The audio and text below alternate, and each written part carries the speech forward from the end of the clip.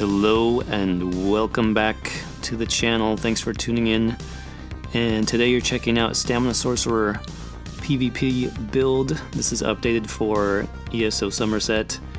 And I'm calling this build Brutality because it is just that. It's pretty brutal, pretty gross as far as the damage you can put out and the damage you can take. It's got really good mobility, really good survivability.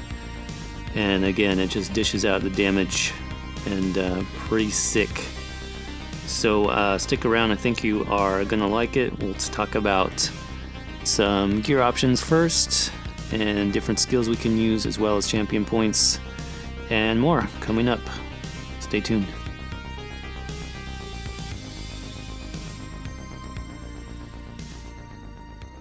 Alright, so checking out the stats on the build. Here we go, 15k, almost 16k max magicka.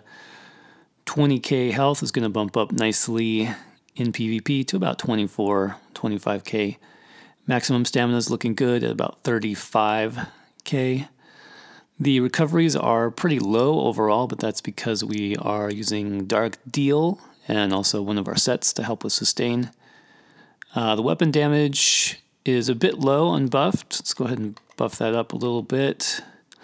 And then we do have a weapon glyph on the back bar, so that'll go up to about 3,000. Weapon critical coming in about 30%, and then our resistances are about 20k and 1,500 critical resistance. We put all the points into stamina, trying to get that stam as high as possible. Mundus for this build is going to be the Lover to increase physical penetration. That's going to work with one of our sets, which I will mention in a little bit. We've got the purple tri-stat food because we are using all the stats. We're using magicka as well, so we want that to be pretty high. Potions, we are using speed potions, really important part of this build. And then the race is sort of up to you. I went with Orc for this build. Orc is kind of the classic Stamina Sorcerer race, I think. But you could also do pretty well with, you know, Redguard or Nord, anything like that. I do prefer Orc, though, because we have the movement speed, we've got the melee damage buff, and we have buffs to our health recovery, which is going to synergize really nice with one of our sets. So speaking of sets, let's check that out next. Starting with our main 5-piece, it's Doilamesh from Scale Collar Peak. And this is one of the new sets with Dragon Bones. And it's an interesting set because it is heavy armor. And we've got 2 health bonuses, which is not bad. We've got a bonus to weapon and spell damage, which we'll use weapon damage. And then when using a fully charged heavy, you can see that tooltip, a nasty 16, almost 17k physical damage proc, and this can happen every 7 seconds. Now it's crazy, it looks crazy, but it does get mitigated quite a bit by Battle Spirit, so that'll cut that in half. And then your opponent's mitigation will cut it down some more. So we're looking on average between about 4 and 6k on this proc. Which is not bad every 7 seconds, but there is some conditions required, and if you look at the description a little bit more, it says it needs to be a taunted monster or an enemy who is stunned or immobilized. So I figured this would be perfect on Stam Sorc because we can run Rune Cage, a really hard to break stun, and that should give us enough time to just whip off a heavy attack and get this to proc. And it does work decently. It takes some timing, it takes some, you need to get the correct distance, and we're not using a gap closer at all. So it can be a little bit tricky, but once you start to figure out the distance and the timing, it can be really, really effective. So that's our main 5-piece here. We're doing 5 pieces on the body. So chest, waist, hands, legs, and feet for that. Our second set, which we're running on jewelry and our back bar 2-hander, is going to be Prisoners. So Prisoners is what I used on the previous version of my Stam Sorc, and it's another really awesome Stamina Sorcerer set, you get some maximum stamina, stamina recovery, and the 5-piece while sprinting, you restore about 900 to 1,000 magicka every 1 second, and it reduces your sprint cost by 50%. So for Battlegrounds, this is the perfect Stamina Sorcerer set, in my opinion, especially when we're running heavy armor. With heavy armor, we don't get any of the reduced cost of sprinting, so this really fills in that gap. You can see the first part there reduces the cost of sprinting by 50%. That's like 10 pieces of well-fitted armor, right? So we can run full M-Pen, 7 pieces of impenetrable, and then still get a really nice reduction for our sprint cost. And then this is our magicka sustain, and we're going to recycle the magicka back into dark deals to get our stamina back. So again, we're running 3 jewelry and then the 2-hander on the back bar. I would prefer this to be defending. Defending would be probably the best, maybe infused as well, but this is just what I had.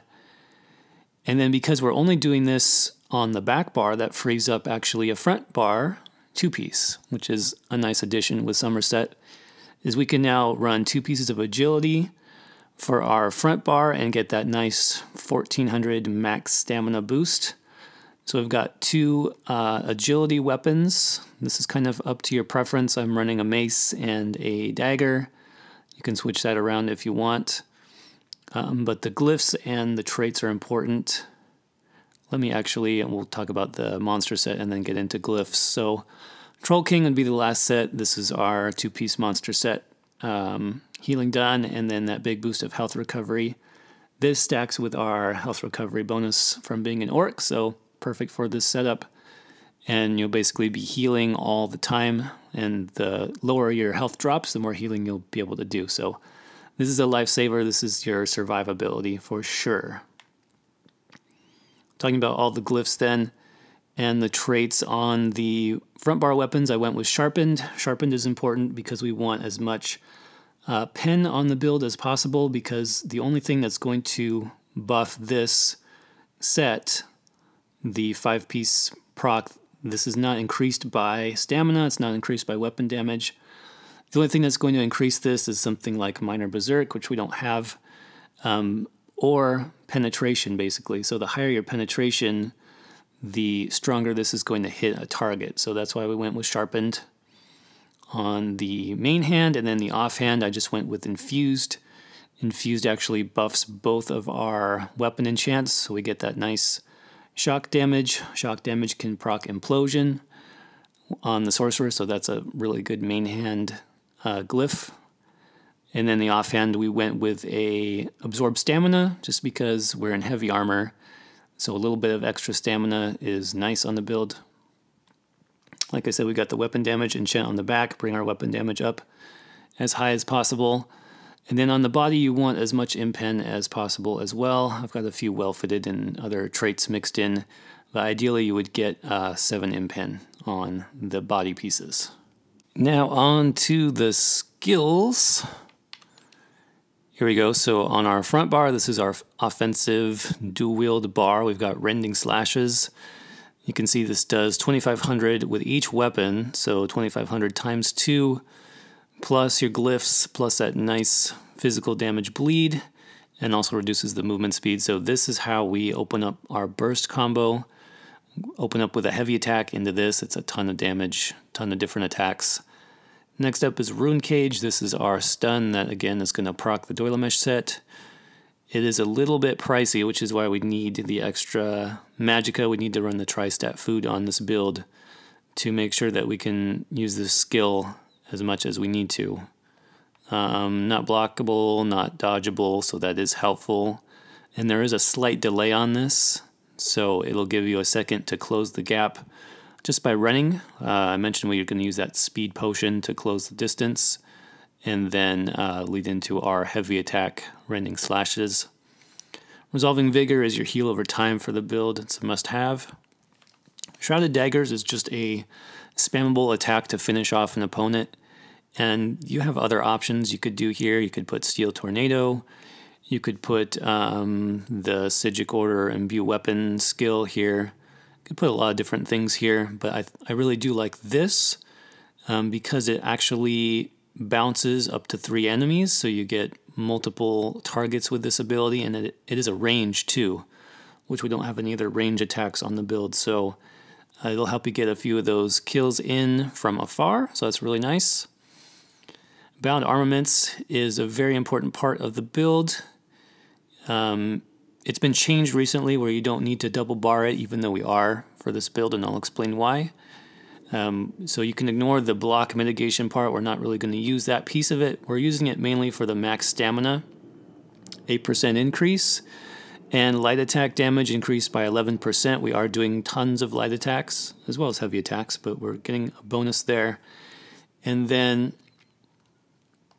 the passive here, which is another important reason why you should slot this on a Stamina Sorcerer, is your stamina recovery and health recovery from the Daedric Protection passive. Those both increase by 20% when you have this ability slotted. There's nothing really else we would slot from this skill line, so I do like having this here for that passive. The health recovery is really nice when Troll King procs.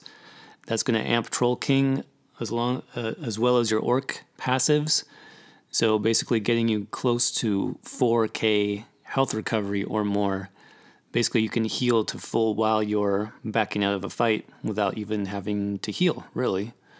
So it's a really good skill to have. I have it on both bars, like I said. Dawnbreaker of Smiting is just a big damage burst ability that you want on your front bar. It does a stun too. So you can actually combine a Dawnbreaker stun with the Dwellamesh set. It's a little bit harder because it doesn't tend to stun for as long, but that is another possible combo that we have on the front bar. On the back bar, we've got Bound Armaments again, and I decided to put this on the back bar just because I wanted that extra health recovery while escaping, so that's why I have it there. Streak is kind of our get out of trouble escaping tool to go along with that, so you will create some space for yourself. It also stuns the enemies around you, so gives you a good opportunity to get some health back if you need to. And then you can even combine that with Dark Deal. This is trading Magicka for health. A pretty nice health heal, about 8k on the tooltip, and getting stamina back. So this is why we do not need stamina recovery at all. You can run full weapon damage if you want on the Stamina Sorcerer and just slot this skill and get your stamina back. Forward momentum is very important. This is our major brutality buff, as well as a nice little heal over time, which is, it doesn't look that great on just the stat sheet, but this will help proc Troll King, so it is useful. And then the main reason we're using it is before a fight or during. It's going to remove all snares and roots from you, letting you move about freely and basically attack who you want or escape as needed. And then Hurricane is our defensive buff and also a bit of movement speed, minor expedition, and a little bit of a dot as well, so that's cool. Backbar ultimate is really up to you. You could do overload. If you want access to a third bar, you could slot some other things like caltrops, or if you have Psijic Order skills, you could put them there. That would be cool.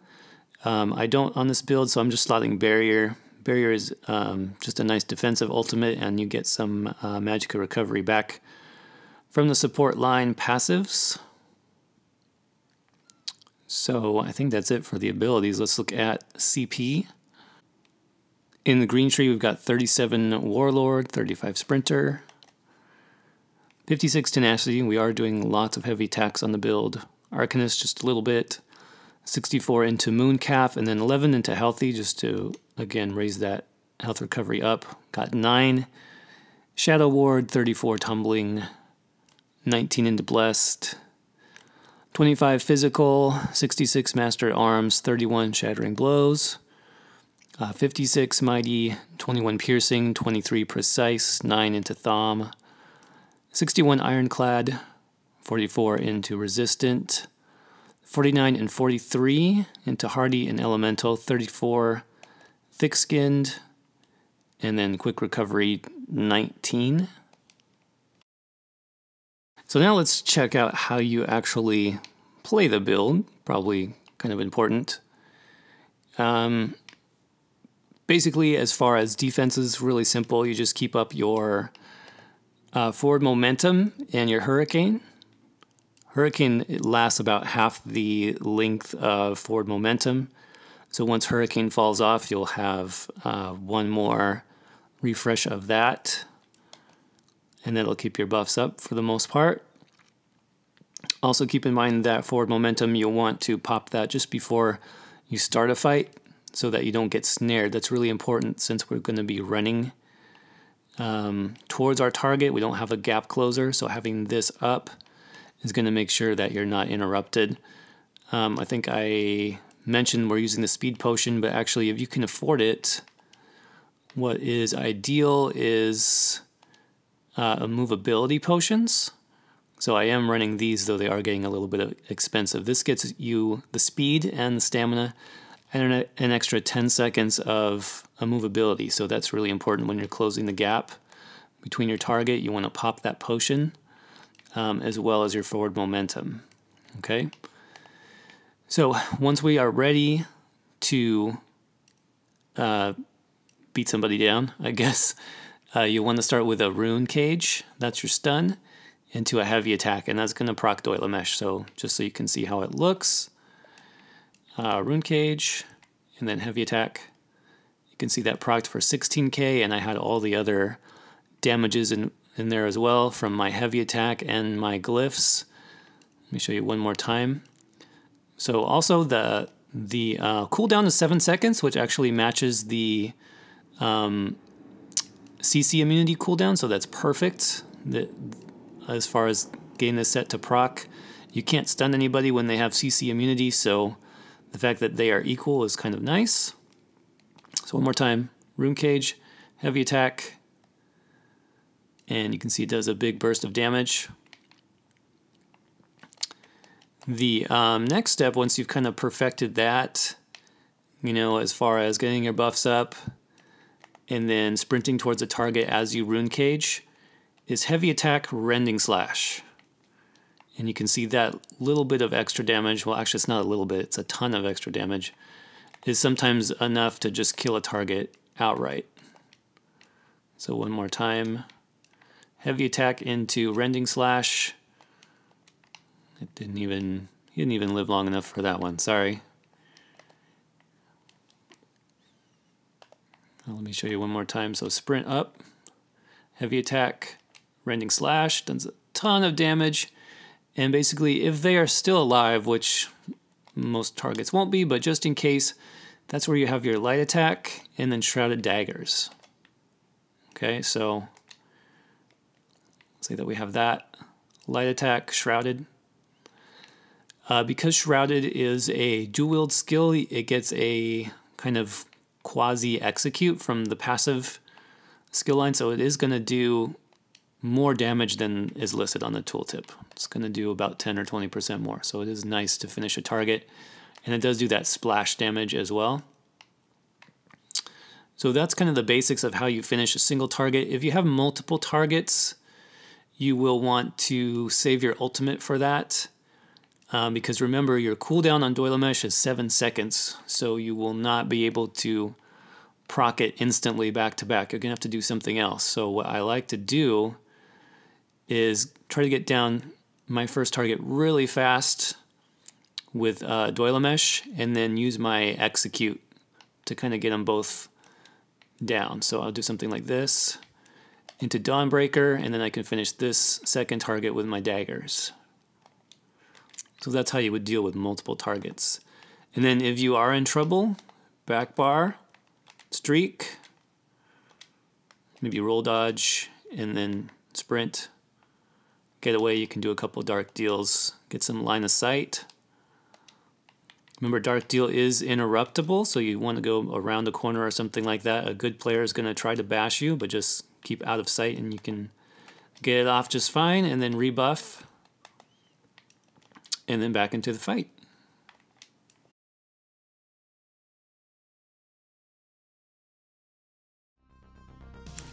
Alright, that's going to do it for the Stamps Orc PvP build for Summerset. Hope you liked the update. I know I have really enjoyed playing this and just pounding other players into the ground. It's fun. It's a little bit sad sometimes, but it's pretty fun, I have to admit. So feel free to drop me a comment if you have any questions. Like it or dislike it, that's fine. I know some people are gonna be salty. That's cool. That's alright. And if you haven't subbed yet, think about subscribing to the channel because there's always more videos to come in the future. So until then, I will see you in the next video. Peace.